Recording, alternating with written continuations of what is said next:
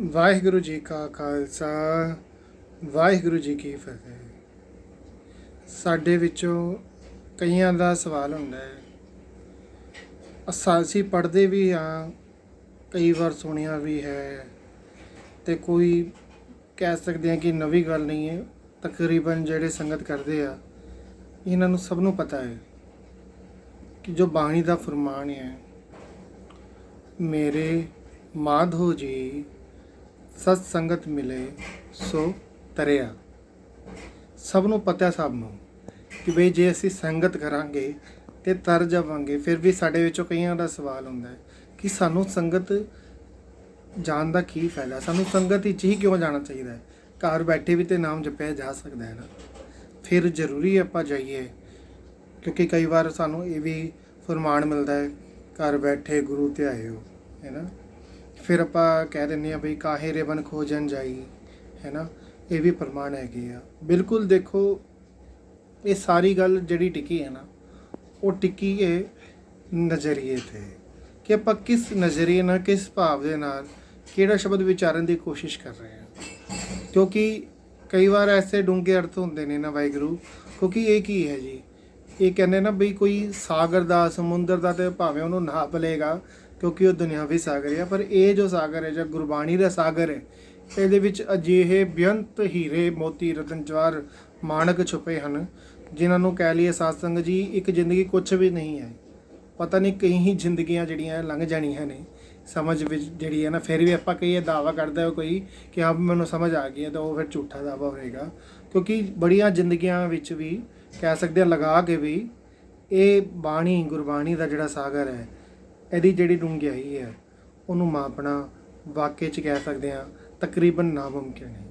ਬਾਕੀ ਨਜ਼ਰ ਉਹਦੀ ਹੈ, ਮੌਜ ਉਹਦੀ ਹੈ, ਉਹ ਕਰਵਾ ਸਕਦਾ, ਸਮਰੱਥੀ ਹੈ।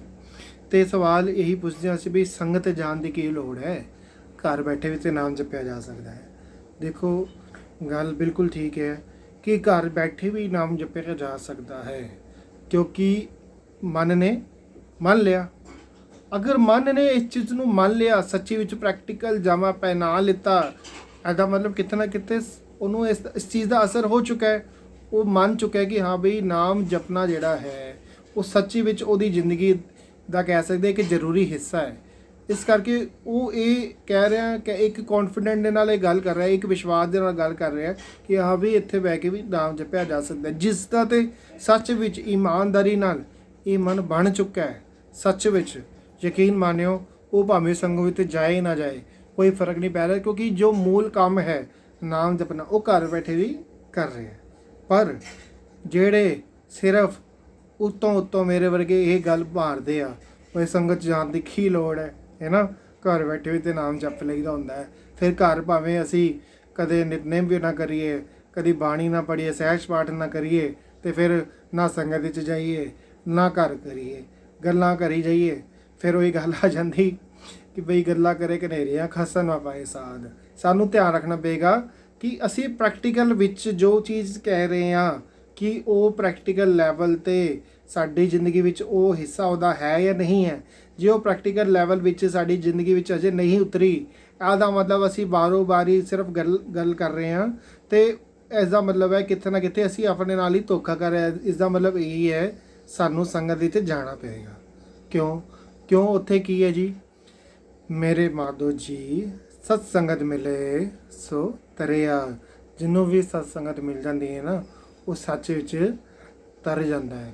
ਕਿਉਂਕਿ ਹੁਣ ਗੱਲ ਪਤਾ ਕੀ ਹੈ, ਸਾਨੂੰ ਕਿਸੇ ਨੇ ਤਰੀਕੇ ਨਾਲ ਡੂੰਘਾਈ ਵਿੱਚ ਸਮਝਾਈ ਨਹੀਂ ਬਈ ਆਖਰੀ ਵਿੱਚ ਤਰਿਆ ਜਾਂਦਾ ਕਿਵੇਂ ਹੈ, ਤਰਨ ਦਾ ਮਤਲਬ ਕੀ ਹੈ। ਤਾਂ ਕਰਕੇ ਸ਼ਾਇਦ ਅਸੀਂ ਇਸ ਨੂੰ ਬੜੇ ਹਲਕੇ 'ਚ ਲੈ ਜਾਂਦੇ ਹਾਂ। ਦੇਖੋ ਸਾਧ ਸੰਗਤ ਜੀ, ਇੱਕ ਜ਼ਿੰਦਗੀ ਜਿਹੜੀ ਹੈ ਕਹਿ ਸਕਦੇ ਹਾਂ ਕਿ ਅਸੀਂ ਸਾਰੇ ਇਸ ਧਰਤੀ 'ਤੇ ਇੱਕੋ ਤਰੀਕੇ ਦੇ ਨਾਲ ਆਏ ਹਾਂ। ਜੋ ਮਨੁੱਖ ਆ ਕਹਿ ਸਕਦੇ ਹਾਂ, ਜਿਹੜਾ ਜਨਮ ਸਭ ਨੂੰ ਮਿਲਿਆ, ਪਰ ਜਿਹੜੇ ਭਗਤ ਜਨ ਹੁੰਦੇ ਆ, ਉਹ ਕਹਿ ਸਕਦੇ ਆ ਕਿ ਆਪਣੀ ਜ਼ਿੰਦਗੀ 'ਚ ਹਮੇਸ਼ਾ ਆਨੰਦ ਕਹਿ ਸਕਦੇ ਹਾਂ ਕਿ ਮਾਣਦੇ ਹਨ। ਅਤੇ ਜਿਹੜੇ ਮਨਮੁਖ ਹੁੰਦੇ ਆ, ਉਹ ਕਹਿ ਸਕਦੇ ਆ ਬਸ ਪੂਰੀ ਜ਼ਿੰਦਗੀ ਚੋਟਾ ਹੀ ਖਾਂਦੇ ਰਹਿੰਦੇ ਆ, ਕਦੀ ਕੋਈ ਦੁੱਖ, ਕਦੀ ਕੋਈ ਦੁੱਖ, ਕਦੀ ਕੋਈ ਦੁੱਖ। ਕਹਿਣ ਤੋਂ ਭਾਵ ਇਹ ਹੈ ਕਿ ਸਭ ਕੁਝ ਹੁੰਦੇ ਸੁਣਦੇ ਵੀ ਚੋਟਾਂ ਪੈਂਦੀ ਰਹਿੰਦੀ ਹੈ, ਕਦੀ ਇੱਥੇ ਦੀਆਂ ਕਦੀ ਉੱਥੇ ਦੀਆਂ, ਹੈ ਨਾ। ਤੇ ਇਹ ਤਰਿਆ ਦਾ ਮਤਲਬ ਕੀ ਹੈ? ਇਹ ਕੀ ਕਰੇਗਾ? ਸਤਸੰਗਤ ਦਾ ਜਿਹੜਾ ਲਾਭ ਹੈ, ਇਹਦੇ ਨਾਲ ਕੀ ਮਿਲੇਗਾ ਸਾਨੂੰ? ਵਾਹਿਗੁਰੂ ਜੀ, ਅਸੀਂ ਸੁੱਖ ਹੋਰ ਦੁੱਖ ਤੋਂ ਉੱਪਰ ਉੱਠ ਜਾਵਾਂਗੇ। ਕਹਿਣ ਤੋਂ ਭਾਵ ਇਹ ਹੈ, ਜ਼ਿੰਦਗੀ ਉਹੀ ਰਹੇਗੀ, ਪਰ ਇਹ ਜਿਹੜੀ ਜ਼ਿੰਦਗੀ ਕਲੇਸ਼ ਦੇ ਨਾਲ ਭਰੀ ਹੋਈ ਹੈ, ਜਦ ਇਹਨੂੰ ਸੰਗਤ ਮਿਲ ਜਾਏਗੀ, ਜਿਵੇਂ ਕਿ ਇੱਕ ਕਹਿ ਸਕਦੇ ਹਾਂ ਪੌਦੇ ਨੂੰ ਪਾਣੀ ਮਿਲਦਾ ਹੈ ਤਾਂ ਹਰਿਆ ਭਰਿਆ ਹੋ ਜਾਂਦਾ ਹੈ, ਉਸੀ ਤਰੀਕੇ ਦੇ ਨਾਲ ਜਿਹੜਾ ਸਾਡਾ ਇਹ ਮਨ ਹੈ ਨਾ, ਇਹ ਕੁਚਲ ਹੈ, ਕਠੋਰ ਹੈ, ਕਾਮੀ ਹੈ, ਕਹਿ ਸਕਦੇ ਹਾਂ ਇਹਦੇ ਵਿੱਚ ਜਿੰਨੇ ਵੀ ਅਵਗੁਣ ਭਰੇ ਨੇ, ਉਹ ਸਾਰੇ ਕਿੱਥੋਂ ਕੱਟੇ ਜਾ ਸਕਦੇ ਹਨ? ਉਹ ਕੱਟੇ ਜਾ ਸਕਦੇ ਹਨ ਸਤਸੰਗਤ ਵਿੱਚ ਜਾ ਕੇ। ਉੱਥੇ ਜਾ ਕੇ ਇਨਸਾਨ ਜਿਹੜਾ ਹੈ ਤਰ ਜਾਂਦਾ ਹੈ। ਤਰਨ ਤੋਂ ਭਾਵ ਕੀ ਹੈ ਜੀ? ਹੁਣ ਜਿਵੇਂ ਇੱਕ ਕਿਸ਼ਤੀ ਹੈ ਨਾ, ਅਸੀਂ ਇੱਕ ਐਗਜ਼ਾਮਪਲ ਲੈ ਸਕਦੇ ਹਾਂ ਕਿਸ਼ਤੀ ਦਾ। ਅਗਰ ਉਹ ਪਾਣੀ ਵਿੱਚ ਚੱਲ ਰਹੀ ਹੈ ਤੇ ਜਦ ਤੱਕ ਉਹ ਤੈਰ ਰਹੀ ਹੈ, ਤਦੋਂ ਤੱਕ ਕੀ ਹੋ ਰਿਹਾ ਸਾਧ ਸੰਗਤ ਜੀ? ਕਹਿ ਸਕਦੇ ਹਾਂ ਕਿ ਇੱਕ ਆਨੰਦ ਜਿਹਾ ਬਣਿਆ ਹੋਇਆ ਹੈ, ਜਿਹੜੇ ਵਿੱਚ ਬੈਠੇ ਆ ਉਹ ਵੀ ਆਨੰਦ ਮਾਣ ਰਹੇ ਆ। ਸਮੁੰਦਰ ਦਾ ਕਹਿ ਸਕਦੇ ਹਾਂ, ਪਾਣੀ ਦਾ ਕਹਿ ਸਕਦੇ ਹਾਂ ਕਿ ਲਾਹਾ ਲੈ ਰਹੇ ਆ, ਹੈ ਨਾ, ਇੱਕ ਅੱਛਾ ਜਿਹਾ ਫੀਲ ਕਰ ਰਹੇ ਆ। ਪਰ ਜਿਵੇਂ ਹੀ ਰੱਬ ਨਾ ਕਰੇ ਇੱਕ ਵੀ ਛੇਕ ਉਸ ਕਿਸ਼ਤੀ ਵਿੱਚ ਹੋ ਜਾਂਦਾ ਹੈ, ਉਸ ਨਾਮ ਵਿੱਚ ਹੋ ਜਾਂਦਾ, ਫਿਰ ਕੀ ਹੁੰਦਾ ਜੀ? ਫਿਰ ਜਿਹੜੇ ਸਾਰੇ, ਭਾਵੇਂ ਕੋਈ ਵੱਡਾ ਹੋਏ ਭਾਵੇਂ ਛੋਟਾ ਹੈ, ਭਾਵੇਂ ਅਮੀਰ ਹੋਏ ਗਰੀਬ ਹੋਏ, ਸਾਰੇ ਹੱਕੇ ਪੱਕੇ 'ਚ ਰਹਿ ਜਾਂਦੇ। ਹੁਣ ਹੋਏਗਾ ਕਿ ਅਸੀਂ ਬਚਾਂਗੇ ਜਾਂ ਨਹੀਂ ਬਚਾਂਗੇ? ਬਸ ਇੱਕ ਛੋਟਾ ਜਿਹਾ ਜਿਹੜਾ ਛੇਦ ਹੈ, ਉਹ ਸਭ ਦਾ ਕਹਿ ਸਕਦੇ ਆ ਜਿਹੜਾ ਮਾਹੌਲ ਆ ਉਹ ਖਰਾਬ ਕਰ ਦਿੰਦਾ ਹੈ। ਜਦ ਕਿਸ਼ਤੀ ਡੁੱਬ ਰਹੀ ਹੁੰਦੀ ਹੈ ਨਾ, ਉਦੋਂ ਸਾਨੂੰ ਸਮਝ ਆਉਂਦੀ ਹੈ ਕਿ ਡੁੱਬਣਾ ਔਰ ਤਰਨ ਵਿੱਚ ਕੀ ਫ਼ਰਕ ਹੈ। ਜਦ ਡੁੱਬਦਾ ਹੈ ਇਨਸਾਨ, ਤੇ ਫਿਰ ਇਸੇ ਤਰੀਕੇ ਨਾਲ ਸਮਝ ਲਓ ਉਹ ਜੋ ਸਿਚੁਏਸ਼ਨ, ਉਹ ਜੋ ਹਾਲਤ ਹੁੰਦੀ ਹੈ ਨਾ, ਉਸੇ ਤਰੀਕੇ ਨਾਲ ਜਿਹੜੀ ਸਾਡੀ ਜ਼ਿੰਦਗੀ ਹੈ, ਜਦ ਅਸੀਂ ਡੁੱਬ ਰਹੇ ਹੁੰਦੇ ਆ, ਇਸੇ ਤਰੀਕੇ ਨਾਲ ਮਹਿਸੂਸ ਹੁੰਦੀ ਹੈ। ਤੇ ਜਦੋਂ ਅਸੀਂ ਤਰ ਰਹੇ ਹੁੰਦੇ ਆ ਤੇ ਅੰਦਰ ਇੱਕ ਖੇੜਾ ਰਹਿੰਦਾ, ਇੱਕ ਚਾਅ ਬਣਿਆ ਰਹਿੰਦਾ ਹੈ, ਇੱਕ ਹਮੇਸ਼ਾ ਉਦਮ ਬਣਿਆ ਰਹਿੰਦਾ ਹੈ। ਗੁਰੂ ਸਾਹਿਬ ਦੀ ਕਿਰਪਾ ਸਦਕਾ ਕੋਈ ਨਾ ਕੋਈ ਸੰਗਤ ਦਾ ਉਪਰਾਲਾ ਜਿਹੜਾ ਹੈ ਹੁੰਦਾ ਰਹਿੰਦਾ ਹੈ, ਤੇ ਅੰਦਰ ਕਹਿ ਸਕਦੇ ਇੱਕ ਟਿਕਾਵ ਜਿਹਾ ਬਣਿਆ ਰਹਿੰਦਾ ਹੈ। ਤੇ ਇਸ ਨੂੰ ਆਪਾਂ ਕਹਿ ਸਕਦੇ ਹਾਂ ਕਿ ਹਾਂ ਬਈ ਇਹ ਇੱਕ ਤਰਨ ਵਾਲੀ ਅਵਸਥਾ ਹੈ। ਇਹਦੇ ਵਿੱਚ ਕੋਈ ਦੁੱਖ ਨਹੀਂ ਵਿਆਪ ਰਿਹਾ, ਕਿਸੇ ਤਰੀਕੇ ਨਾਲ ਕੋਈ ਮਨ ਕਹਿ ਸਕਦੇ ਆ ਕੋਈ ਦੁੱਖ ਉਹਨੂੰ ਪ੍ਰਭਾਵਿਤ ਨਹੀਂ ਕਰ ਪਾ ਰਿਹਾ, ਕੋਈ ਸੁੱਖ ਵੀ ਉਹਨੂੰ ਪ੍ਰਭਾਵਿਤ ਵੀ ਨਹੀਂ ਕਰ ਪਾ ਰਿਹਾ।